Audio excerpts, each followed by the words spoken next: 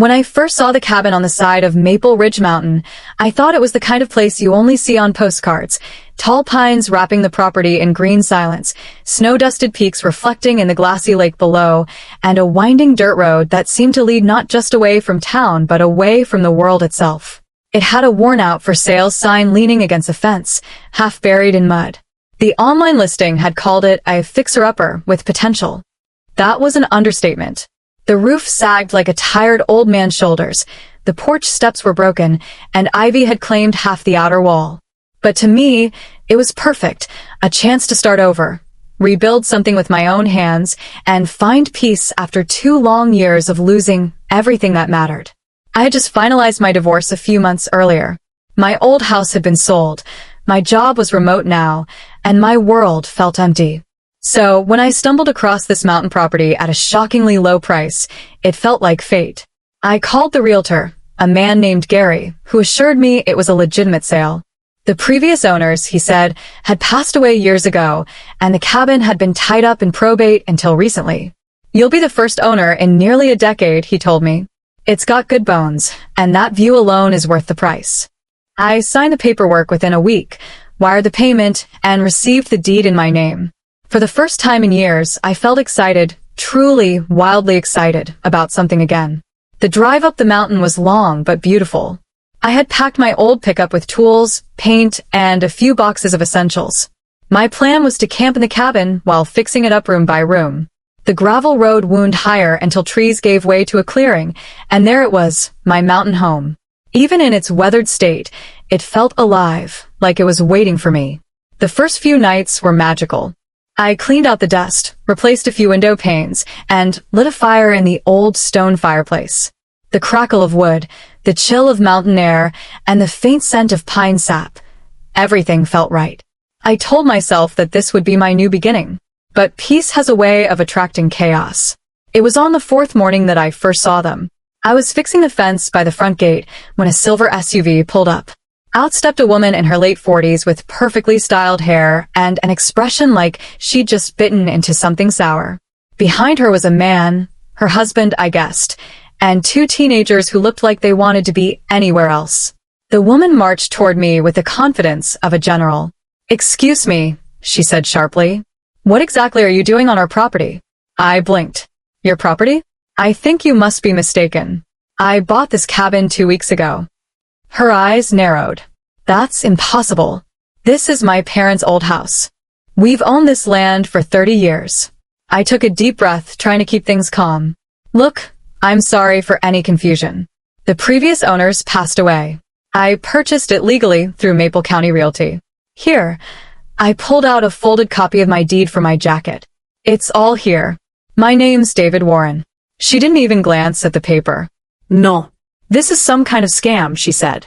"My parents built this place with their own hands. We spent every summer here when I was a child. Just because the county records are a mess doesn't mean you can claim it."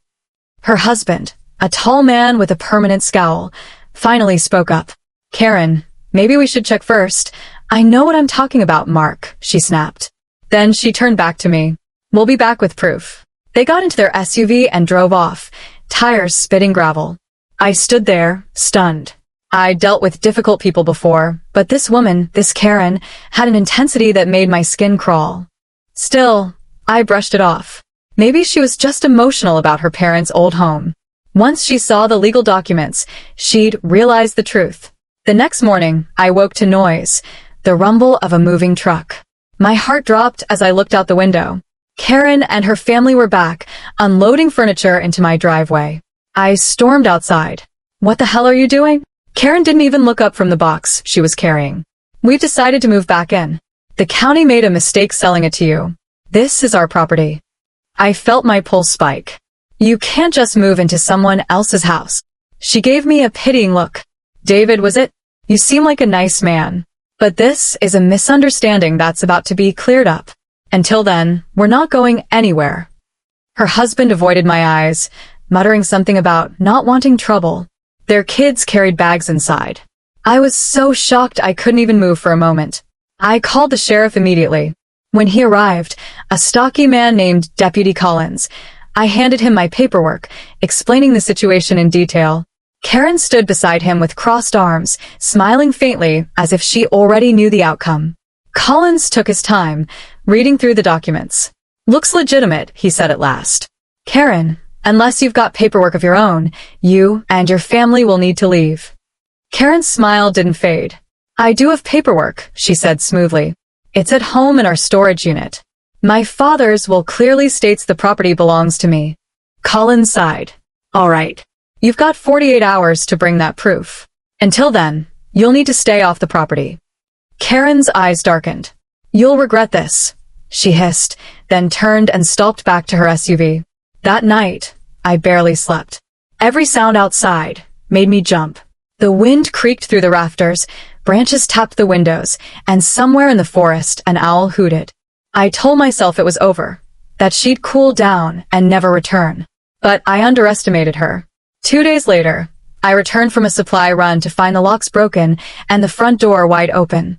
Karen's SUV was parked in the driveway again. I burst inside and froze. They'd moved in completely. Furniture, boxes, clothes, it was like they'd lived there for months. Karen stood in the kitchen, humming as she unpacked dishes. "What are you doing?" I shouted. "Get out of my house." She turned calmly, wiping her hands on a towel. "Our house," she corrected. "The county confirmed there was an ownership discrepancy. Until it's resolved, we're staying right here." "That's not true," I yelled. "You're trespassing." "Then call the sheriff again," she said with a smile. "Let's see what he says this time." I did call. But when Collins arrived, he looked uncomfortable. "David, I just got off the phone with the county clerk," he said slowly. "Apparently, there's some confusion in the property records. The deed was filed twice, once under your name, once under an old family trust tied to the Reynolds estate. That's Karen's maiden name." I felt like the air had been punched out of me. "So, what does that mean?" "It means until the county sorts it out, neither of you can legally force the other off the property." Karen smiled triumphantly. "See? I told you." I wanted to scream. "This is insane." Collins just sighed. "Sorry, son. Best thing you can do is let the lawyers handle it." So that's what I did. I hired a lawyer, sent official notices, and filed a claim for quiet title. It should have been simple, a matter of legal clarification. But Karen made it hell. She filled the place with noise, blaring music, yelling at her kids, barking orders. She parked her SUV to block my truck. At night, she'd bang on my wall and shout, "Turn off your lights. My kids are sleeping." I started sleeping in my car just to get peace. My dream of rebuilding the cabin had turned into a nightmare. Weeks passed. My lawyer, Amanda, called often with updates. "The paperwork is messy," she said. "But don't worry. The deed in your name is valid. We just need time." Time. That's what I didn't have. Because Karen wasn't just squatting. She was destroying the house. She ripped out the old fireplace because she didn't like the stone. She repainted the porch neon yellow. One afternoon, I caught her tossing my tools into the woods. When I confronted her, she smirked. "You're lucky I don't charge you for trespassing." By month 2, I was living in a motel down in town, driving up every few days to check on the place. Each time, things got worse. Trash piled up in the yard. Broken furniture littered the porch. She had even installed cameras on the front door, my front door, so she could monitor who came by. I started documenting everything, photos, videos, timestamps. My lawyer filed injunctions, but the court dates dragged on. Meanwhile, Karen acted like queen of the mountain, throwing parties and boasting to locals that she'd reclaimed her family home. Then came the night that changed everything. I drove up late after getting a call from a neighbor saying smoke was coming from the cabin. When I arrived, I saw the glow of flames licking at the kitchen window. I ran inside, shouting for anyone still there. Karen and her husband were outside, yelling and waving their arms. "It was the wiring," she screamed. "You didn't tell us this place was unsafe." I grabbed the fire extinguisher from my truck and rushed inside, choking on smoke as I sprayed down the flames. By the time the fire department arrived, most of the kitchen was ruined. The chief asked who owned the place. Karen started to speak, but I cut her off and handed him the deed. "I do," I said firmly. "And I want her charged for trespassing and property damage." That night, she was finally forced to leave. The investigation revealed the fire wasn't from bad wiring, it was from a candle left burning on the counter. Her negligence had nearly destroyed everything. With that evidence, the court fast-tracked my case. 2 weeks later, the judge officially ruled in my favor. The property was mine, and mine alone. When the verdict came down, I drove straight to the cabin. It was a mess. Walls blackened by smoke, furniture ruined, windows shattered. But it was quiet again. The kind of silence that felt sacred. I stood on the porch, breathing the mountain air, and let the weight of it all sink in. I'd fought for this place, for my peace, my sanity, and the right to start over. Karen had taken months of my life, but she couldn't take the mountain from me. I spent the next year rebuilding everything. I replaced the roof, sanded the floors, painted the walls. The fire had scarred the cabin, but it also gave me a clean slate. Every board I nailed down felt like reclaiming a piece of myself. Sometimes, when the wind blows just right, I still think I can hear Karen's voice echoing through the trees, sharp, entitled, defiant. But then I listen closer, and all I hear is the sound of pine needles rustling and the distant call of an eagle. Peace at last. But the mountain had one last secret. A few months after the court ruling, I received a letter in the mail. No return address, just my name written in tight, shaky handwriting. Inside was an old photograph, a young woman, standing in front of the cabin decades ago. On the back, written in faded ink, were the words, "For Karen, summer 1986. I stared at it for a long time. Maybe she really did love this place once. Maybe her rage came from loss, not greed. I'll never know. But as I placed the photo in a drawer, I whispered, "It's home now. I'll take care of it." Today, the cabin stands strong again. The porch is new, the windows clear, the lake glimmering just beyond the trees. Every morning, I sit with a cup of coffee and watch the sunrise paint the mountains gold. Sometimes, peace isn't something you find, it's something you fight for. And I fought for mine with everything I had. When I first found the listing for the lake house, it felt like something out of a dream. A century-old cabin tucked deep in the woods, its porch overlooking still, dark waters that mirrored the sky like glass.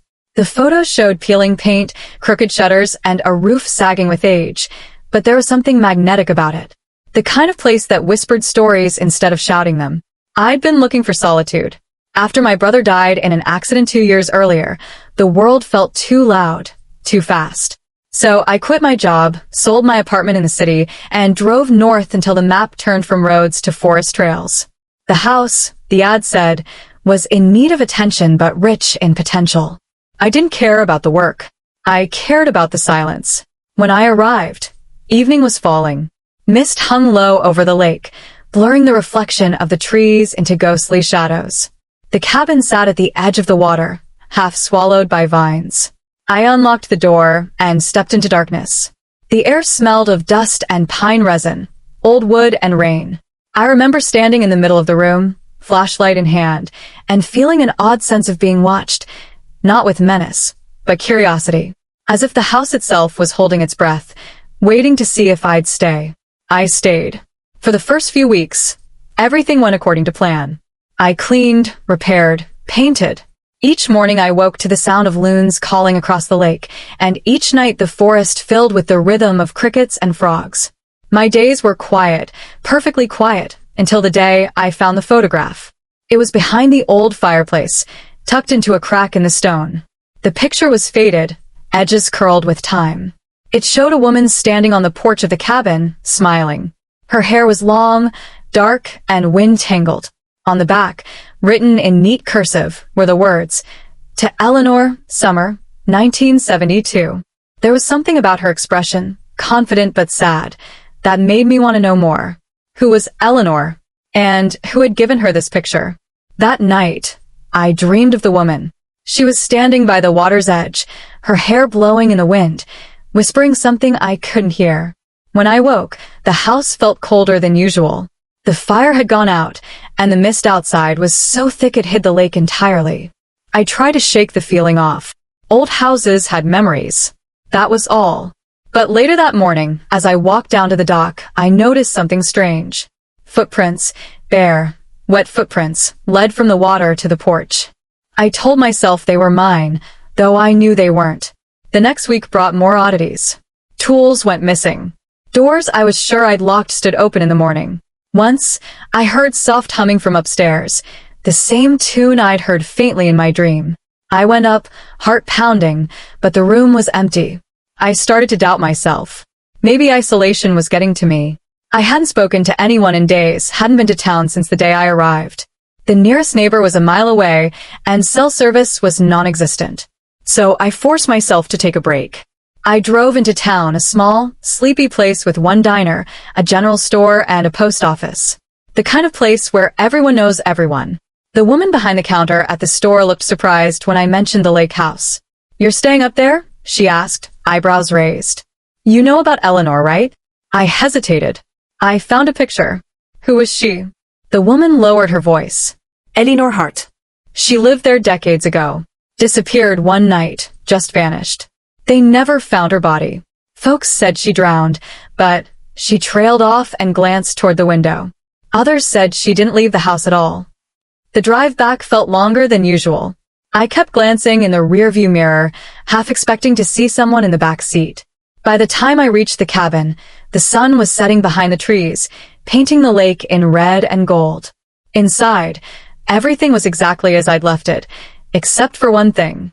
On the kitchen table, lying neatly beside my cup of coffee, was the photograph of the woman. I had left it in the drawer upstairs. My breath caught. I stared at it for a long moment before whispering, "Eleanor?" The wind sighed through the trees outside, and I could have sworn I heard the faintest echo of laughter. That night, sleep wouldn't come. I sat on the porch wrapped in a blanket, staring at the lake. The surface was so still it reflected the stars perfectly, as if the sky itself had fallen into the water. And then movement. At first, I thought it was just ripples from a fish. But then I saw her. A figure, pale and slow-moving, stepping out of the water. Her dress clung to her skin, her hair dripping. Even from across the shore, I could see her eyes, hollow, searching. I blinked, and she was gone. By morning, I'd convinced myself it was imagination. Too many ghost stories, too much isolation. I threw myself back into work, sanding floors, repairing stairs, anything to keep busy. But the feeling didn't fade.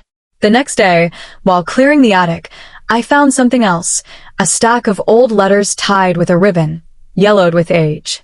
They were written by a man named Thomas Green. Each one began with, "My dearest Eleanor." The letters spoke of plans, of running away together, of leaving the lake behind. But the last one was different. It was smudged, hurried, desperate. They found out. "I'm leaving tonight. Meet me by the dock at midnight. Don't tell anyone." The date was August 17th, 1972. The day Eleanor vanished. I don't know what possessed me to go to the dock that night. Maybe curiosity. Maybe something deeper, the sense that the story wasn't finished. Midnight came, and the moon rose over the lake, casting a silver path across the water. I stood at the end of the dock, the boards creaking beneath my feet. The air was still, silent. Then the water rippled. A shape emerged, faint, shimmering, like light beneath the surface. I stepped closer, peering down. And there she was, Eleanor. Her face was pale but beautiful, her eyes full of sadness. She raised a hand toward me, lips moving soundlessly. I reached out before I could stop myself, and the world tilted. The next thing I knew, I was lying on the shore, coughing up lake water. The dock was empty. In my hand, I was clutching a silver locket. Inside the locket was a tiny photograph of the same man from the letters, Thomas Green. On the opposite side, engraved in tiny script, were the words, "Forever by the water." I felt an ache in my chest, not fear, but sorrow. Whatever had happened that night in 1972, it hadn't been an accident. Someone had kept Eleanor from leaving. Someone had buried her story. The next morning, I went into town again. I showed the locket to the woman at the store. Her eyes widened. "That's Eleanor's," she whispered. "People search for it for years." "Do you know anyone named Thomas Green?" I asked. She frowned, thinking. "My grandmother used to talk about him. Said he worked at the logging camp nearby. Disappeared the same week Eleanor did." I thanked her and left, the locket heavy in my pocket. That night, I couldn't stop thinking about what the letter had said. They found out. Who was they? And why had both of them vanished? I searched the property more carefully the next day. The woods behind the cabin were dense, the ground thick with moss and fallen leaves. About 100 feet in, I found something that stopped me cold, a half-buried wooden cross, so weathered it was almost part of the earth itself. No name. No marker. Just a crude cross facing the lake. I knelt beside it, brushing away the dirt. Eleanor. I whispered. A breeze stirred the trees, soft but insistent, and I swear I heard a woman's voice, faint, grateful, whisper, "Thank you." That night, I dreamed again. I was standing at the water's edge, the moon high and bright.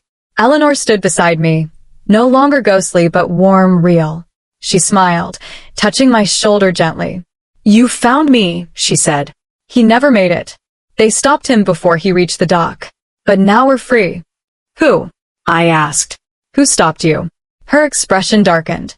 "The ones who own this land. The ones who didn't want us to leave." She looked toward the forest. "But they're gone now. Only the lake remembers." When I woke, the air felt lighter. For the first time since I'd arrived, the cabin felt peaceful. The smell of smoke and dust was gone, replaced by something clean and new. The photograph that had haunted me was gone too, vanished from the table where it always appeared.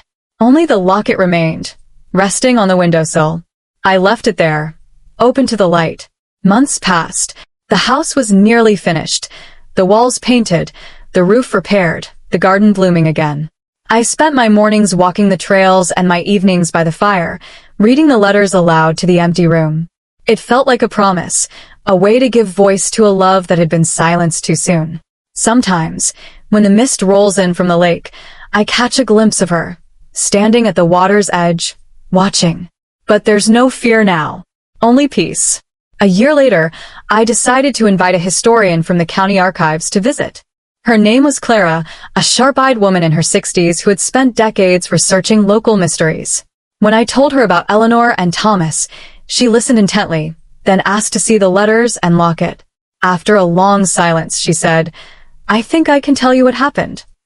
According to old records, the lake property had once belonged to the Hart family, a powerful name in the region.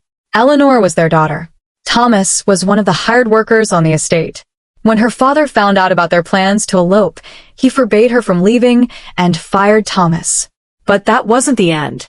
The night she vanished, Clara said quietly, Thomas was arrested for trespassing near the lake. He was found dead in his cell the next morning. They called it suicide. She closed the locket gently. "Your house," it was the caretaker's cabin. Thomas's cabin. That night, I stood on the porch long after Clara left, staring at the moonlit lake. The truth felt heavy, but it also made sense. Two lives torn apart by cruelty, their love trapped between water and earth. I whispered into the darkness, "You're together now. Rest." The wind rustled the trees like a sigh of relief. Years have passed since then. I still live here, though the town calls me the hermit by the lake. I don't mind. The house is beautiful now, strong, alive, full of light. And every so often, on calm summer nights, I hear faint laughter from the dock. Two voices. Sometimes I see ripples spreading across the still water as if someone just stepped in, and I smile, because I know who it is. Love doesn't die. It just waits for someone to listen. When I first saw the house on Hollow Creek Road, I wasn't looking for perfection. I was looking for escape. After losing my job in the city and ending a 6-year relationship that had burned every ounce of joy from me, I wanted somewhere quiet, somewhere untouched by everything I'd been running from. The house sat alone on a hill, surrounded by acres of untamed forest, its paint peeling, its porch sagging, and its windows clouded with dust. Most people would have seen an eyesore. I saw peace. The real estate agent, an older man named Wallace, warned me that the property had been vacant for nearly a decade. "People come and go," he said, avoiding my eyes. "No one stays long." When I asked why, he shrugged. "It's old. Creaky. Remote. Some say it's haunted, but that's just small-town talk." Haunted or not, I didn't care. The price was low enough, and the idea of solitude felt like salvation. I signed the papers the next day. Moving in was like stepping into another time. The wooden floors groaned under my boots, the wallpaper curled like dry leaves, and the scent of damp earth lingered in every corner. Still, I felt strangely at home. I told myself I'd restore it, repaint the walls, fix the roof, maybe even plant a garden. For the first few nights, I slept on a mattress on the floor, listening to the rain against the windows. The quiet felt alive, almost breathing. On the fifth night, I woke suddenly. The air felt heavy, charged. I thought I heard footsteps downstairs, slow, deliberate. Heart pounding, I grabbed my flashlight and crept down. The living room was empty, but the front door stood wide open, swinging gently in the wind. I knew I had locked it. I stepped outside, scanning the darkness. The forest around the house was silent, suffocatingly so. The only sound was the creek at the bottom of the hill, whispering faintly over the rocks. I closed the door, locked it again, and told myself it was just the storm. Just wind. Just nerves. But deep down, I knew better. The next morning, I found muddy footprints in the kitchen. They led from the door to the old pantry and stopped there. I checked every inch, nothing. Just shelves lined with dusty jars and a faint smell of rot. I tried to brush it off, but that night, the sounds returned. Footsteps. Then whispers. I began to wonder if Wallace's warning hadn't been a sales tactic, but a genuine plea.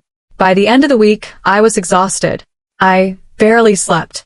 During the day, I worked to distract myself, sanding the floorboards, cleaning the attic, repainting the windowsills.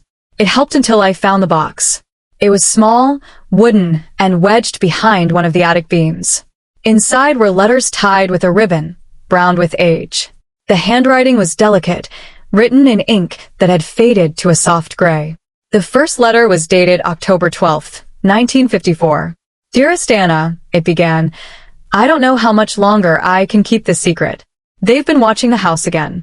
Mother says I'm imagining things, but I know she's wrong. I can feel them at night, standing by the creek, waiting. I frowned. The next few letters spoke of the same fear, the watchers by the creek, the noises under the floor, the whispering at night. The final letter ended abruptly. If anything happens to me, look in the cellar. My hands trembled as I held it. I hadn't even known there was a cellar. The entrance was hidden behind the pantry shelves, a trapdoor barely visible under layers of dust. I pried it open and shined my flashlight down. Wooden steps descended into darkness. The air below was cold, damp, and thick with the smell of decay. Cobwebs clung to my face as I stepped down, the boards creaking beneath my weight. At the bottom, I found old tools, broken crates, and near the far wall, something carved into the wood. It was a message. They see you too. The light flickered. My heart slammed against my ribs. I scrambled up the stairs and slammed the trapdoor shut. For a long time, I sat on the kitchen floor, breathing hard, telling myself it was just an old prank, maybe carved decades ago by some teenager. But deep down, fear began to take root. Over the next few days, the atmosphere in the house changed. The silence grew heavier, almost watchful. Doors opened by themselves. I'd hear faint humming in the hallways. Once, I woke to find all the cabinet doors wide open, swinging gently as if moved by unseen hands. I called Wallace, the agent, demanding answers. There was a long pause before he spoke. I told you no one stays long, he said quietly. A family lived there in the 50s, the Langleys. Husband, wife, 2 daughters. They disappeared one winter. No sign of struggle, no bodies. Just gone. Folks around here said the house was cursed after that. But curses don't sell houses. Do you believe it's haunted? I asked. He hesitated. I believe the land remembers. I tried to leave the next morning. I packed my bags, loaded my car, and turned the key, nothing. The engine refused to start. The nearest mechanic was 20 miles away. I went back inside, frustrated and uneasy, planning to call for help when the storm passed. That night, the whispers were louder, closer. I woke to the creak of footsteps in the hall. I froze, staring at the bedroom door as the handle began to turn. Slowly, deliberately. Then it stopped. Silence. I waited for what felt like hours before daring to open it. The hallway was empty, except for a trail of wet footprints leading toward the stairs. I followed them down to the living room. The front door was open again, rain pouring in. Outside, near the edge of the hill, I saw her. A figure in white, standing motionless in the storm. "Hello," I called, my voice shaking. She turned, slowly, like someone hearing a sound underwater. Her face was pale, her hair plastered to her skin, her eyes dark and distant. For a second I thought she might speak. Instead, she raised one hand and pointed toward the creek. Lightning flashed. Thunder rolled. And she was gone. I stood there for a long time, rain soaking through my clothes, staring into the darkness where she'd stood. The next morning I went to the creek. The air was cold, sharp, and still smelled of rain. The water ran clear, rippling over the rocks. I searched along the bank until I saw something half buried in the mud, a piece of fabric, white and brittle with age. I dug carefully, and beneath it, found bones. Human bones. I called the sheriff. The investigation lasted weeks. They found not one but 3 bodies buried near the creek, all matching the ages of the Langley family. The husband was never found. When the sheriff returned my call, he told me quietly, "You did the right thing calling us. But you might want to find another place to stay for a while." I left the house that night and checked into a motel. For days, I couldn't sleep, replaying the image of that pale woman pointing toward the creek. She hadn't wanted to hurt me. She'd wanted to be found. 2 weeks later, the sheriff called again. They had found something else, an old journal buried near the cellar. It belonged to William Langley, the father. The last entry was dated the night before the family vanished. They told me to give her back. Said she was theirs. I didn't listen. Now they've come for us. I hear them outside, whispering my name. That was the final line. I returned once more before selling the property, not to stay, but to say goodbye. The new owners, a couple from out of state, had already begun cleaning up the place. The cellar door had been sealed shut, the creek fenced off. As I walked through the empty rooms one last time, I felt that familiar chill, but it wasn't menacing anymore. It was almost grateful. At the window overlooking the creek, I whispered, "You can rest now." For a moment, I thought I saw movement in the glass, a reflection of a woman smiling faintly before fading into the morning light. It's been 3 years since then. I live back in the city now, surrounded by noise and life. But sometimes, when the nights grow quiet and the rain begins to fall, I think about the house on Hollow Creek Road. I think about the whispers, the footprints, the letters written in trembling hands. And I wonder, did I free them, or did I just wake them up? Either way, I've learned something the city could never teach me. Some houses don't just hold memories, they hold witnesses.